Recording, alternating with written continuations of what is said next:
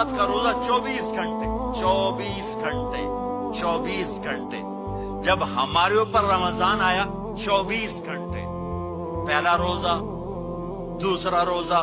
قیس بن سرمہ ایک صحابی ہے، اونٹ چرانے والے. اگلا روزہ کیسے شروع ہوتا تھا؟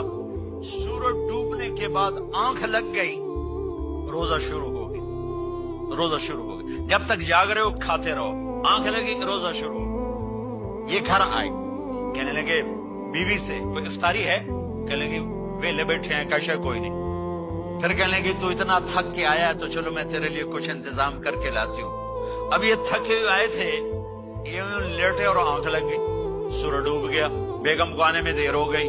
جب وہ آئی دیکھا تو سوئے ہوئے. کہا لگتا ہے ابن سرمہ، ارے سرمہ کے بیٹے تیرا تو کم ہو گیا. ان کی آنکھ کھلی، کیا ہوا؟ کہ اگلا روزہ شروع ہو گیا. تو ظہر کی نماز میں آئے مسجد میں تو بے ہوش ہو کے گر گئے. تو اللہ کے نبی نے پوچھا اس کو کیا ہوا؟